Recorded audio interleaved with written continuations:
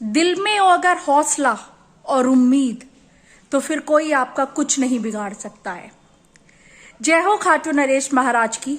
मैं आप सभी का स्वागत करना चाहती हूं हमारे अपने channel believe in yourself with Shilpi पर।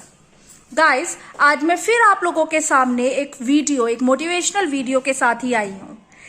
अब जब मैं ये कहानी शुरू करने ही वाली हूं तो एक छोटी सी लाइन की, जब एक छिपकली कोई काम कर सकती है, एक छोटा सा जिनावर कह लो, जब वो ये काम कर सकता है तो हम तो फिर भी मानव हैं, तो फिर हम क्यों नहीं कर सकते हैं।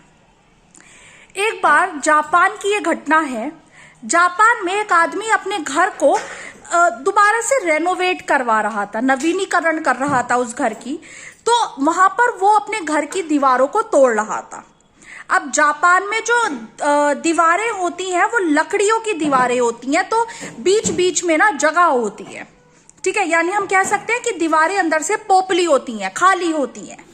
जब वह लकड़ी के दीवारों को चीड़ तोड़ फाड़ कर रहा था, तभी उसने देखा कि दीवार के अंदर की तरफ लकड़ी पर एक छिपकली, बाहर से उसके पैर पर कील ठुकी हुई है, इसी वजह से वो एक ही तरफ जमी हुई है, जम गई है। जब उसने ये दृश्य देखा तो उसे बड़ी दया आई कि ये क्या हो गया है। और फिर जब वो उस चीज के बारे में थोड़ी उसने जांच पड़ताल की तो उसे पता चला कि 5 साल पहले जब उसने अपना ये घर बनवाया था तब ये काम हुआ, तब उस छिपकली के पैर में कील लग गई। एक छिपकली इस स्थिति में 5 साल तक जीवित थी। मतलब बहुत ही इम्पॉसिबल सा काम था कि 5 साल से वो उसी दीवार पर चिपकी हुई है, पैर में कील है, वो हिल भी नहीं पा रही, डुल नहीं पा रही है, और 5 साल से वो उसी जगह चिपकी हुई है, लेकिन फिर भी जीवित है।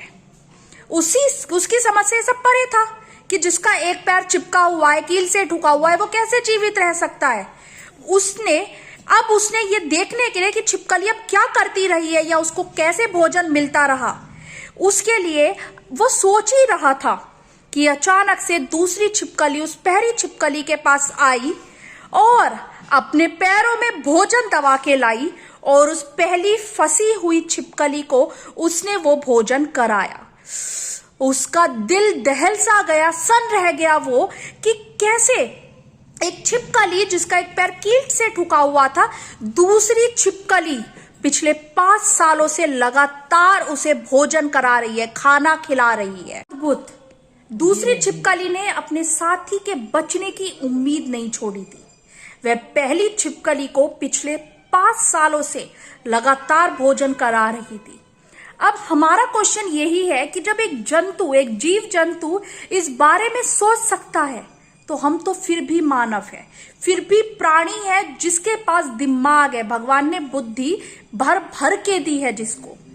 तो इसीलिए हमें इससे यही समझना चाहिए कि हमें कभी भी अपने प्रियजनों को, अपने परिवार वालों को, अपने रिश्तेदारों को जो हमसे प्रेम करते हैं उनको कभी नहीं छोड़ना चाहिए।